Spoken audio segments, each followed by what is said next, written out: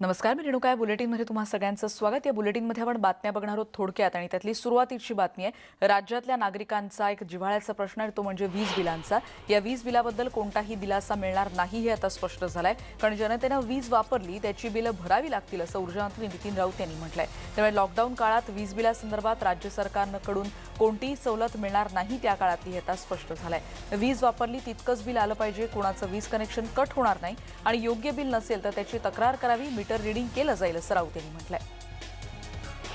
राज्याच्या वीज बिलात सवलत मिळावी यासाठी केंद्र सरकारनं राज्याकडून प्रस्ताव पाठवला होता राज्याकडून, पण केंद्र सरकारनं वीज बिलासंदर्भात काहीही मदत केली नाही असं ऊर्जा मंत्र्यांनी म्हटलंय. त्यामुळे वीज बिलात तुर्तास सवलत मिळेल असं वाटत नाही असंही काल राऊत यांनी स्पष्ट केलंय. राज्यातल्या ग्राहकांना गेल्या काही महिन्यांपासून येणाऱ्या वाढीव वीज बिलांच्या मुद्द्यावरून विरोधकांनी आता राज्य सरकारवर जोरदार हल्लाबोल केलाय. राज्य सरकारच्या युटर्नवरून भाजप नेते आशिष शेलार यांनी ऊर्जामंत्री नितीन राऊत यांच्यावर निशाणा साधलाय. वाचाळवीर मंत्री आधी वीज बिलात सवलत देतो म्हणाले आणि आता शब्द फिरवलाय. सरासरी विचार करून ज्याप्रमाणे विद्यार्थ्यांची फसवणूक करण्यात आली त्याचप्रमाणे वीज ग्राहकांसोबतही राज्य सरकारनं अशीच बनवाबनवी केली असं ट्विट आशिष शेलार यांनी केलंय. वीज बिलांमध्ये सवलत देणार असं ऊर्जामंत्र्यांनी आधी सांगितलं होतं, पण आता सवलत देणार नसल्याचं सांगून ऊर्जामंत्री खोटं बोलत आहेत. त्यामुळे त्यांच्या विरोधात हक्कभंग आणणार असल्याचं भाजप नेते अतुल भातखळकर यांनी म्हटलंय. नितीन राऊत यांच्या या वक्तव्यावर विरोधी पक्षनेते प्रवीण दरेकर यांनी टीका केली. वीज बिलांच्या विषयावर जनतेच्या जखमेवर मीठ चोळण्याचं काम सरकार करतंय असा टोला दरेकरांनी लगावलाय. या सरकारला लाज शरम वाटत नाही अशी देखील टीका विधान परिषदेचे विरोधी पक्षनेते प्रवीण दरेकर यांनी केली. राज्यातल्या 3 पक्षांच्या श्रेयवादाच्या लढाईत वीज बिल माफी अडली असा आरोप माजी ऊर्जामंत्री चंद्रशेखर बावनकुळे यांनी चंद्रपुरात केलाय. वीज बिलातून सर्वसामान्यांना दिलासा दिला नाही तर आंदोलन करू असा इशारा बावनकुळेंनी दिला. अधिक वीज बिल वसुली लॉकडाऊनच्या काळात करणं हे अन्यायकारक आहे आणि वीज बिलात सवलत देण्याची गरज आहे असं भाजप नेत्या पंकजा मुंडेही म्हणाल्या. महावितरणनं वीज बिलाची थकीत रक्कम वसूल करण्याचे आदेश आता अधिकाऱ्यांना दिलेत. महावितरणला आर्थिक संकटांचा सामना करावा लागतो आणि त्यातच राज्य सरकारनं वाढीव वीज बिलांबद्दल दिलासा दिला नाही, त्यामुळे वाढीव थकबाकी वसूल करण्याचं महावितरणसमोर मोठं आव्हान आता उभं ठाकलंय.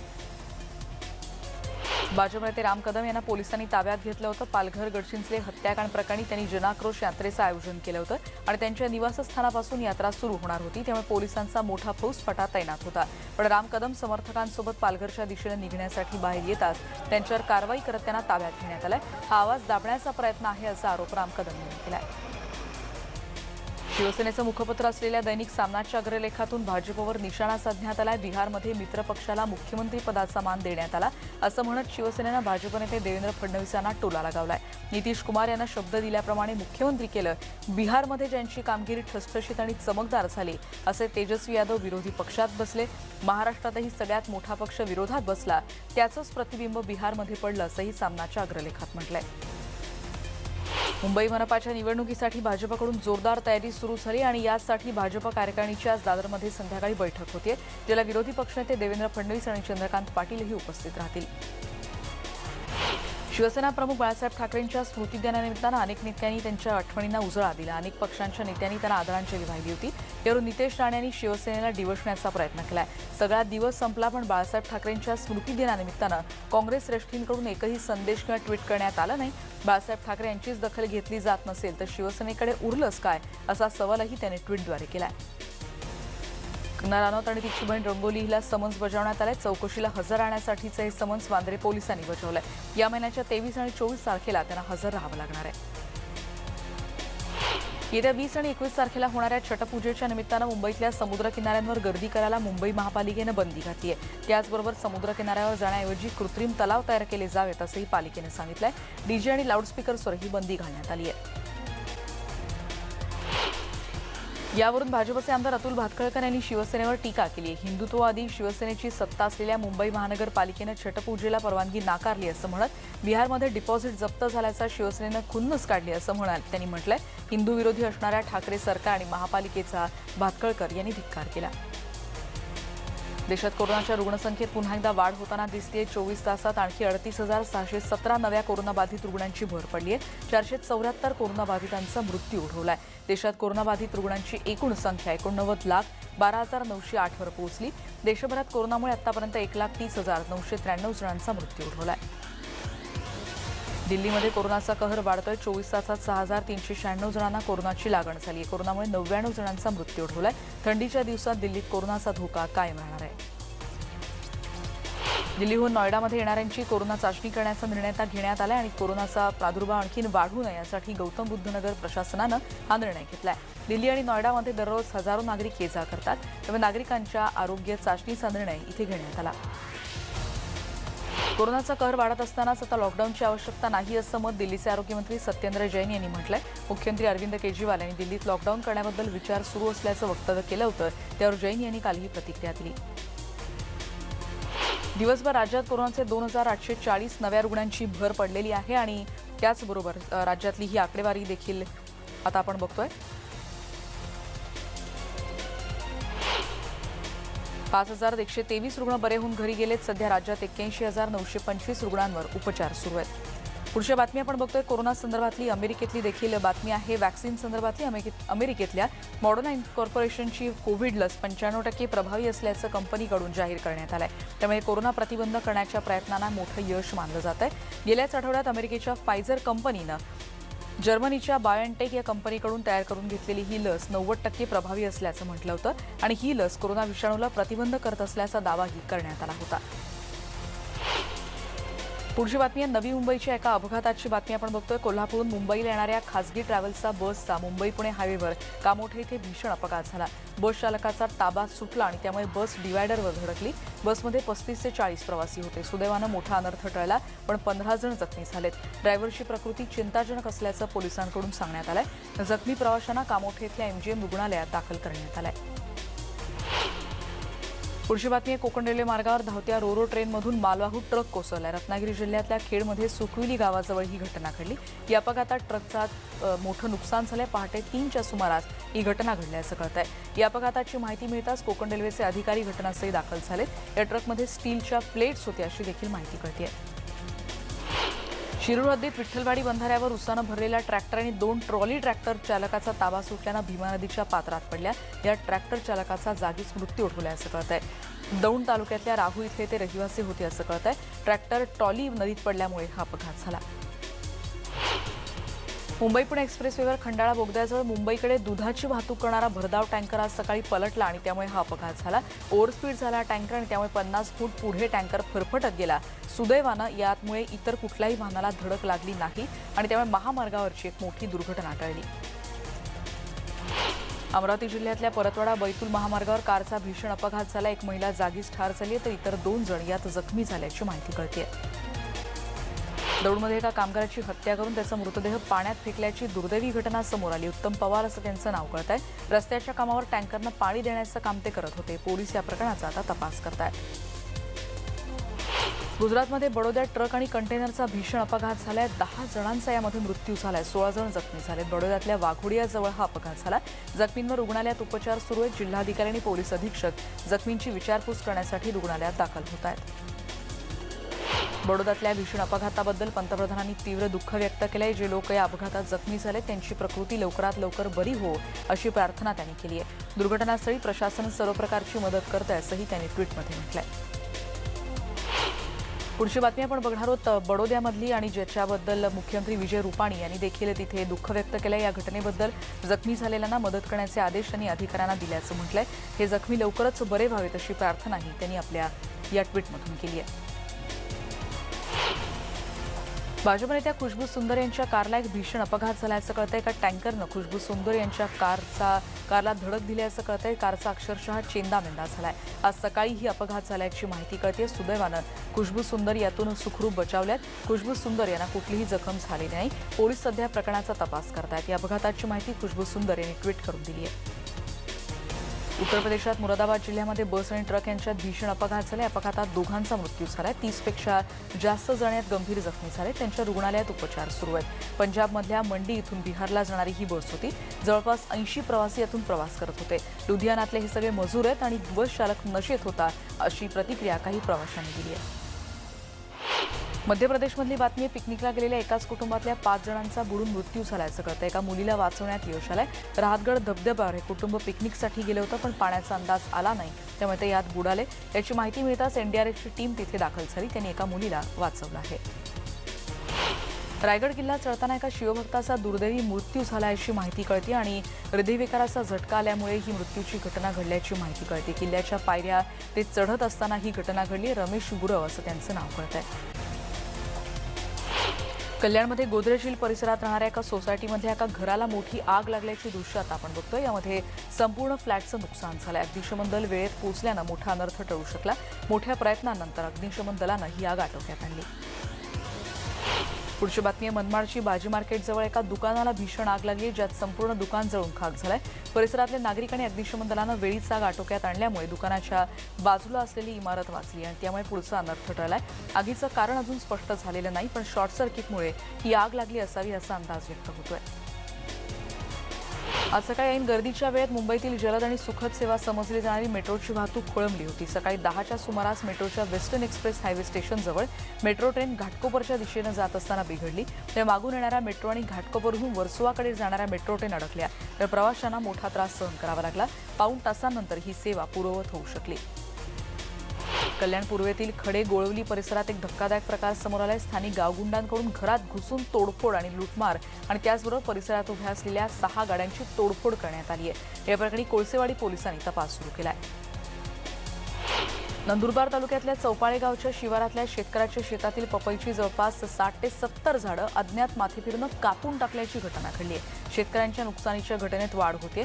प्रशासन दुर्लक्ष करत असल्यानं तिथले शेतकरी संताप व्यक्त करतायत. अतिक्रमण हटवण्यासाठी चिपळूण नगर परिषदेनं अतिक्रमण हटाव मोहीम सुरू केली आहे. विनापरवाना स्टॉल धारकांवर कारवाई करताना एका व्यापाऱ्यानं आत्महत्येचा प्रयत्न केला होता. खासगी जागेत स्टॉल असतानाही कारवाई करत असल्याचा आरोप यावेळी त्यांनी केला.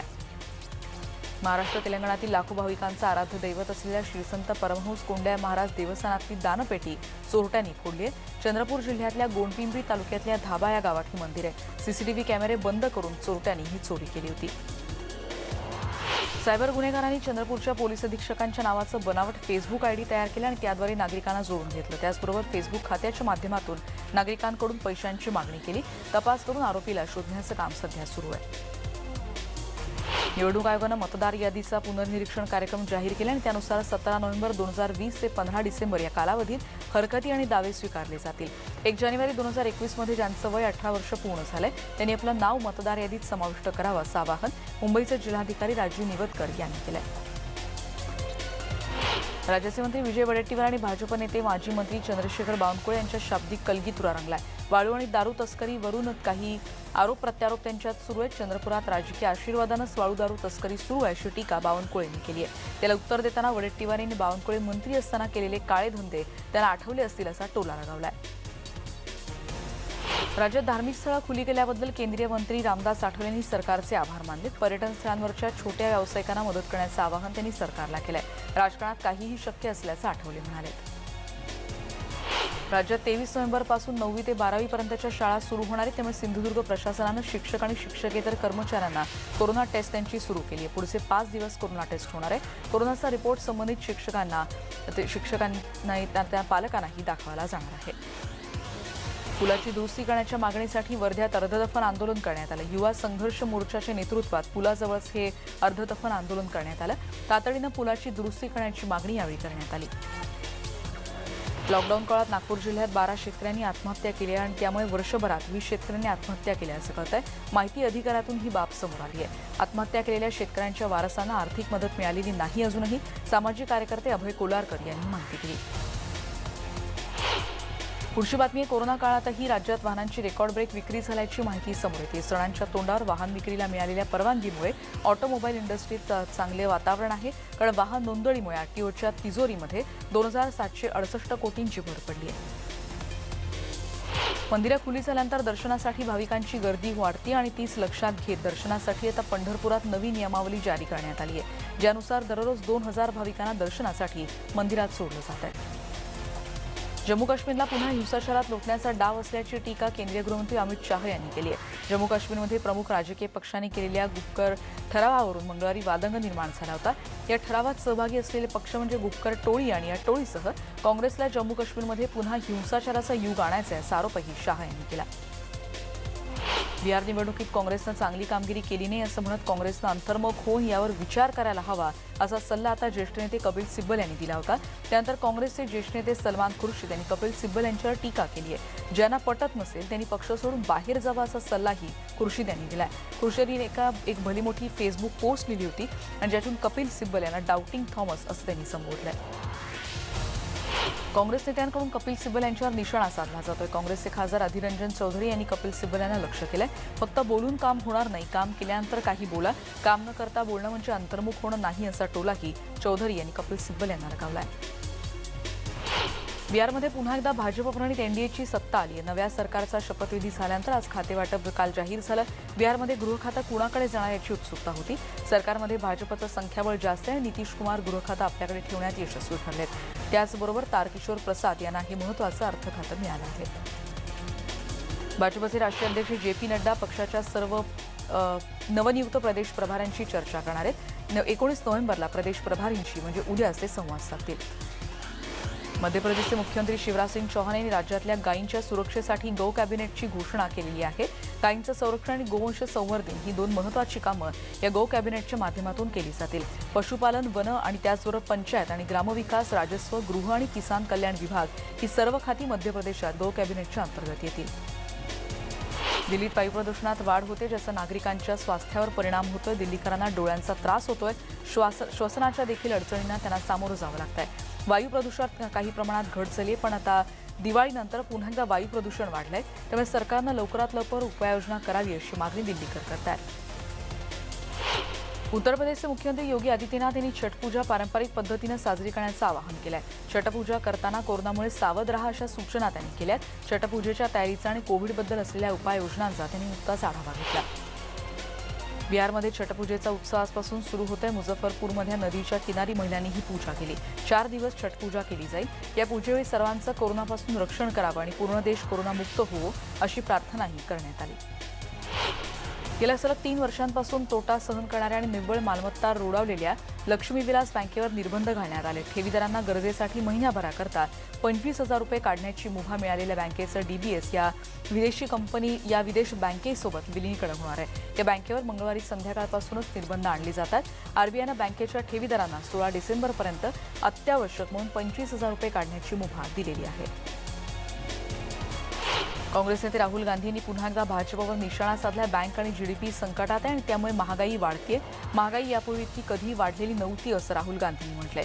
यापूर्वी इतकी बेकारी नव्हती आणि जनतेचं मनोबलही कमी होत आहे। हा विकास आहे की विनाश असा सवाल त्यांनी उपस्थित केलाय। ट्विटरच्या माध्यमातून त्यांनी केंद्रावर ही टीका केली। देशातली पहिली खासगी रेल्वे तेजस एक्सप्रेस पुन्हा बंद होणार आहे। प्रवाशांनी पाठ फिरवल्यामुळे हा निर्णय घेण्यात आलाय। 24 नोव्हेंबरपासून मुंबई अहमदाबाद एक्सप्रेस आणि 23 नोव्हेंबरपासून दिल्ली लखनौ एक्सप्रेस बंद होते। भारतीय गो एअर विमानाचं पाकिस्तानमध्ये इमर्जन्सी लँडिंग करावं लागलं। मेडिकल इमर्जन्सीमुळे रियादहून दिल्लीला येणारं विमान कराची विमानतळावर उतरवावं लागलं। काही कालावधीनंतर ही विमान दिल्लीसाठी रवाना झालं। ज्या प्रवाशासाठी इमर्जन्सी लँडिंग करावं लागलं त्याचा जीव मात्र वाचवता आला नाही, ही दुर्दैवाची बाब। पंतप्रधान नरेंद्र मोदी यांनी अमेरिकेचे नवनियुक्त राष्ट्राध्यक्ष जो बायडन यांचं फोनवरून अभिनंदन केलंय। उपराष्ट्राध्यक्षपदाची निवडणूक जिंकलेल्या कमला हॅरिस यांचंही त्यांनी अभिनंदन केलंय। या संदर्भातलं ट्विटच काल मोदींनी केलं। कमला हॅरिस यांच्या विजयाचा अमेरिकेत राहणाऱ्या भारतीय वंशाच्या नागरिकांना अभिमान आहे असं मोदी म्हणाले। जो बायडन यांच्याशी त्यांनी कोरोनाचं संकट आणि वातावरण बदल या विषयांवर चर्चा केल्याचं ट्विट केलंय। कुलभूषण जाधव यांचं अपहरण करणाऱ्या मुल्ला उमरला पाकिस्तानी सैन्यानं ठार केलंय। मुल्ला उमर यांचा मुलगाही चकमकीत मारला गेलाय। दहशतवादी संघटना जैश अल अदलशी तो संबंधित होता आणि इराणनं त्याला मोस्ट वॉन्टेड म्हणून घोषित केलं होतं। त्यानंही कुलभूषण जाधव यांना इराणकडून पाकिस्तानकडे सोपवलं होतं, पण इराणच्या दबावानंतर पाकिस्तानी सैन्यानं आता मुल्ला उमरला ठार केलंय। भारत, अमेरिका, ऑस्ट्रेलिया, जपान यांच्या नौदलांनी मंगळवारी उत्तर अरबी समुद्रात मलबार नौदल कवायती सुरू केल्यात। 2 विमानवाहू जहाजांसह अनेक आघाडीच्या लढाऊ जहाजं, पाणबुड्या आणि सागरी टेहळणी विमानं यात सहभागी झाल्याची माहिती अधिकारी देतात। 4 दिवसांच्या कवायतीचे प्रमुख आकर्षण म्हणजे भारतीय नौदलाच्या विक्रमादित्य कॅरियर बॅटल ग्रुप आणि अमेरिका नौदलाच्या निमित्झ स्ट्राईक ग्रुप यांचा यात सहभाग आहे। मेट्रो प्रशासनानं सायकल प्रवासाला आता चालना दिलेली आहे आणि प्रवाशांना आता मेट्रोमधून सायकल नेता येणार आहे। कोचीमध्येही सुविधा उपलब्ध आहे, त्यामुळे प्रवाशांना दिलासा मिळेल। जम्मू काश्मीरमध्ये तुफान बर्फवृष्टी होते, त्यामुळे जम्मू काश्मीरमधले अनेक मार्ग बंद आहेत। मुघल रोडवरचा बर्फ हटवला, त्यामुळे एका बाजूची वाहतूक सुरू करता आली आहे। दक्षिण ऑस्ट्रेलियात कोरोनाचे रुग्ण वाढलेत. भारताविरुद्धची मालिका वाचवण्याच्या दृष्टीनं क्रिकेट ऑस्ट्रेलिया मंडळानं आता ठोस पावलं उचलत तर टीम पेन आणि त्याचबरोबर मधल्या फळीतल्या भरवशाचा फलंदाज मार्नस लबुशेन यांच्यासह काही खेळाडूंना मंगळवारी ॲडलेडहून न्यू साऊथ वेल्सला विमानानं स्थलांतरित करत त्यांची हवाई सुटका केली आहे. मॅथ्यू वेड, टेविस हेड आणि त्याचबरोबर कॅमरून ग्रीन यांचाही त्यात समावेश आहे. सीएसके संघानं आयपीएलच्या पुढच्या बोलीत महेंद्रसिंग धोनीला रिटेन करू नये असं मत आकाश चोप्रानं व्यक्त केलंय. धोनीला रिटेन केलं नाही तर संघाला मोठा फायदा होणार असल्याचं चोप्रानं म्हटलंय. इरफान पठाणनं आयपीएल ड्रीम टीम तयार केली. आपल्या संघात त्यानं विराट कोहली आणि रोहित शर्माला स्थान दिलेलं नाही. त्याच्या संघाचा कर्णधार पोलार्ड असणार आहे. आंतरराष्ट्रीय ऑलिम्पिक समितीचे अध्यक्ष थॉमस बाक यांनी जपानचे पंतप्रधान योशिहिदे सुगा यांच्यात बैठक झाली आहे. टोकियो ऑलिम्पिकच्या पार्श्वभूमीवर ही बैठकीचं आयोजन करण्यात आलं होतं. उरुग्वेचा आघाडीचा फुटबॉलपटू लुईस सुआरेझला कोरोनाची बाधा झाली, ज्यामुळे ब्राझील विरोधात होणाऱ्या विश्वचषक फुटबॉलच्या पात्रता फेरीच्या लढतीला तो मुकणार आहे. क्रिस्टियानो रोनाल्डो, नेमार या फुटबॉल जगतातील अव्वल खेळाडूंनाही याआधी कोरोनानं ग्रासलं होतं. एटीपी फायनल्स टेनिस स्पर्धेत धक्कादायक निकाल नोंदवला गेला. ऑस्ट्रियाच्या तिसऱ्या मानांकित डॉमिनिक थीमनं साखळी सामन्यात दुसऱ्या मानांकित स्पेनच्या राफेल नदालवर 7-6, 7-6 असा सरळ 2 सेट्समध्ये विजय मिळवलाय. विक्रमी 20 ग्रँडस्लॅम विजेत्या नदालनं आपल्या कारकिर्दीत एकदाही प्रतिष्ठित एटीपी फायनल्स टेनिस स्पर्धा जिंकू शकलेली नाही. न्याकाकडे आणि रोहनप्रीत सध्या हनीमूनसाठी दुबईत आहेत आणि त्यांचे फोटो सध्या सोशल मीडियावर व्हायरल होतात. सोनू सूदनं लॉकडाऊनच्या काळात अनेकांची मदत केली, त्यामुळे त्याला देवदूत मानलं जाते. सोनूचा फोटो देव्हारात ठेवून एक व्यक्ती त्याची पूजा करतानाचा व्हिडिओ देखील व्हायरल झालाय. अक्षय कुमार पार्टीज का अटेंड करत नाही असं गुपित त्यांनी उघड केलंय. रात्री लवकर झोपावं लागतं आणि लवकर तो उठतो आणि त्यामुळेच पार्टीज जात नसल्याचं अक्षय कुमार म्हणालाय. हे सगळ्यात बातम्यांचा धावता आढावा घेतल्यानंतर या बुलेटिनमध्ये आता आपण इथेच थांबतो आहोत. पहा फक्त न्यूज 18 लोकमत.